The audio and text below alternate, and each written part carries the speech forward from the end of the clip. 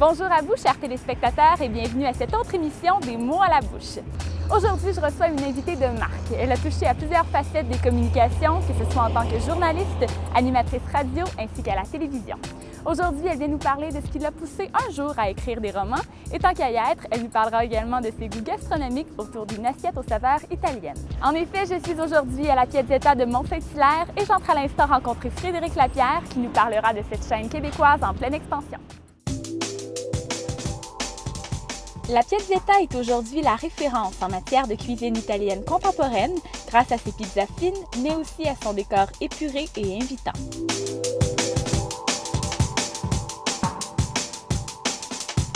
Que ce soit au bar, dans la salle à manger ou sur la terrasse, la Piazzetta de Mont-Saint-Hilaire est le rendez-vous parfait des gens d'affaires du coin, mais aussi des familles, couples et amis qui aiment la simplicité, mais surtout les classiques renouvelés.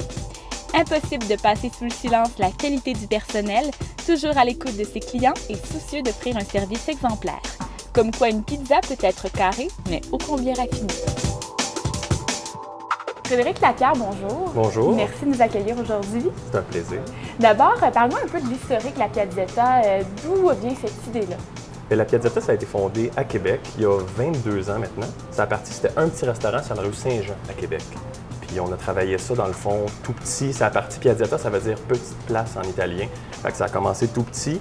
Tranquillement, c'est du bouche à oreille qui a fait un peu parler. Puis tranquillement, ça a grossi doucement. Un autre resto, un troisième. Puis il y a vraiment une demande pour aller vers Montréal pour avoir des franchises. Fait que ça a commencé à débouler. Puis nous voici avec 24 restaurants partout au Québec. 24 franchises. Absolument. Et bien sûr, aujourd'hui, on est à celle de Saint-Hilaire. Qu'est-ce qui la distingue de toutes les autres? Mont-Saint-Hilaire, on est quand même des grandes piazzettas en termes de volume. Fait qu'on a quand même presque 100 places assises ici. Fait que, disons que ça déroge un peu du concept petite place parce que ça s'en vient de plus en plus gros. Mais Saint-Hilaire, on essaie d'aller avec une ambiance, on essaie d'aller avec une attention particulière. On a la vue sur la montagne qui est splendide. Mais Saint-Hilaire, c'est vraiment, on essaie de rendre ça peaufiné, de faire un bon service. Au quotidien.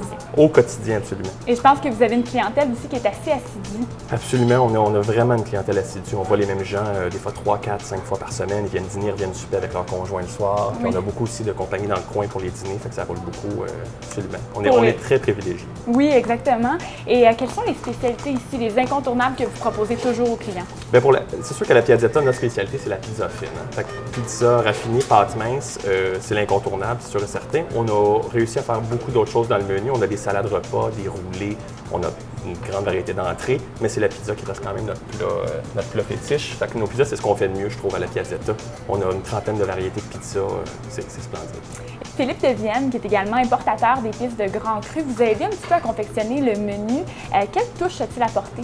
Bien, Philippe a été contacté par la Piazzetta, il a été approché dans le fond pour nous aider à concocter certains menus, certaines vinaigrettes, certaines épices qu'on voulait ajouter à notre menu pour rendre l'expérience encore plus wow à la Piazzetta.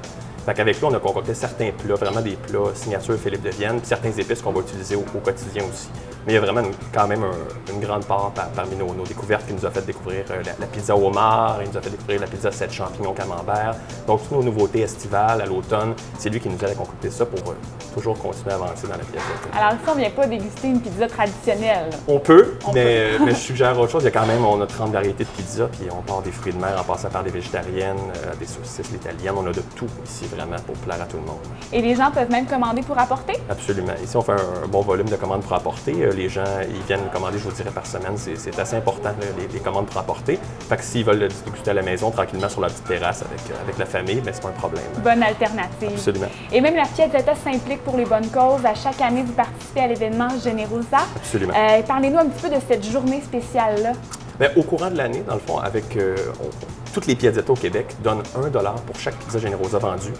On met ça dans un compte de la Piazzetta, puis on donne ça à différents organismes à travers le Québec. Dans la région de la Rive-Sud, Montréal, c'est la fondation du Dr Julien pour les enfants. Donc, on travaille avec lui, puis une fois par année, pour ce qui est de la Saint-Hilaire, mais partout au Québec, il y en a plusieurs journées. Et on fait une journée que chaque pizza Generosa vendue, on donne $10 par pizza à un organisme de notre choix.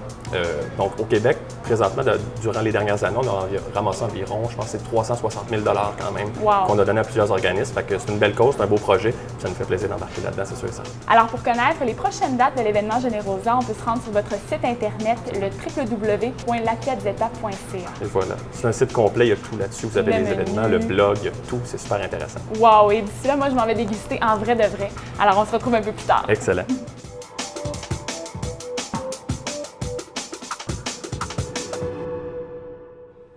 Madame Claire Caron, bonjour. Bonjour, Émilie. Merci d'avoir accepté notre invitation. Ça me fait grand plaisir. Écoutez, on vous reçoit aujourd'hui, oui, en tant qu'auteur, mais vous avez été journaliste, animatrice, autant à la télé, à la radio. Après toutes ces cordes à votre arc-là, c'était important pour vous de vous diriger vers l'écriture? En fait, c'était le plan de départ, c'était ça. Ah, OK. Donc, il y a eu beaucoup de détours, mais j'ai fini par arriver là où je voulais arriver, c'est-à-dire écrire.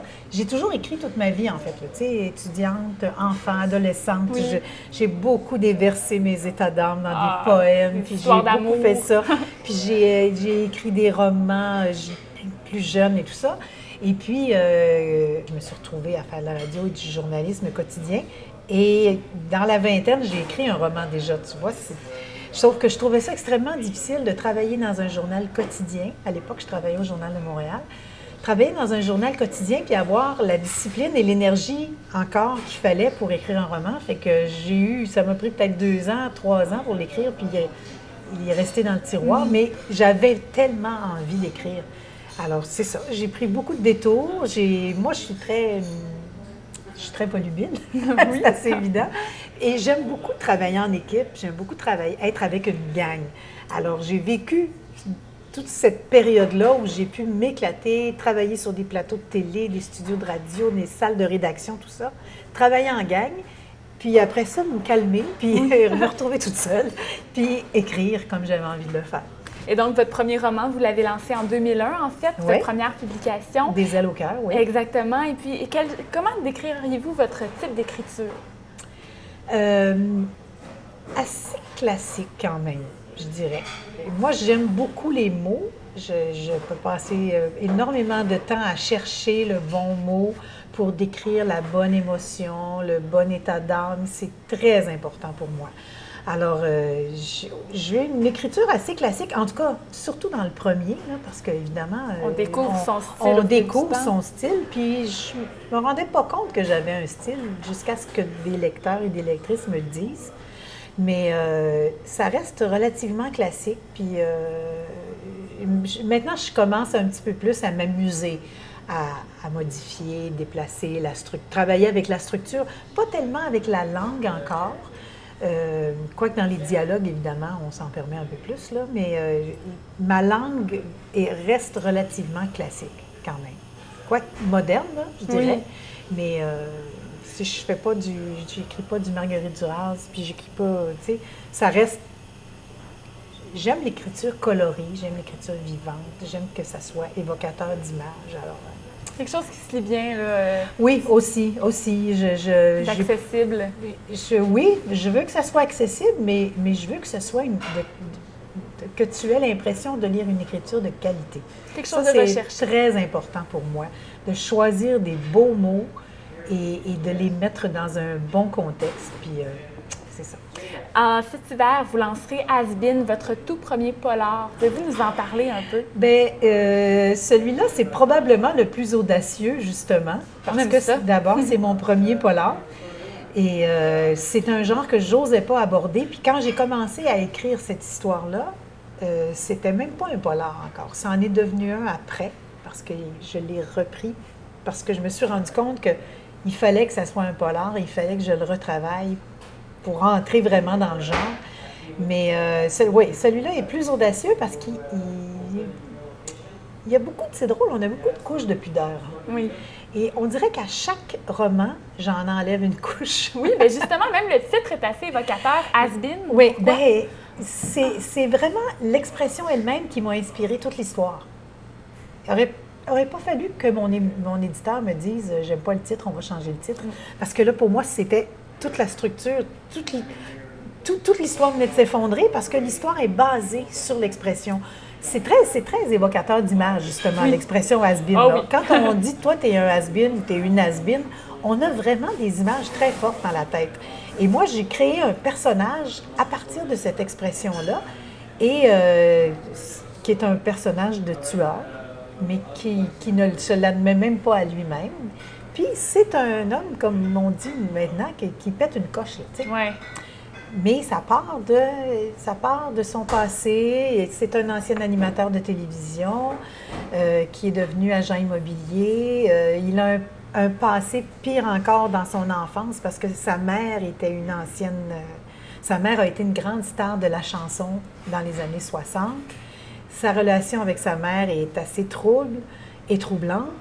Et petit à petit, il se passe des événements qui font que là, il pète sa coche, comme on dit, et là, les choses déboulent.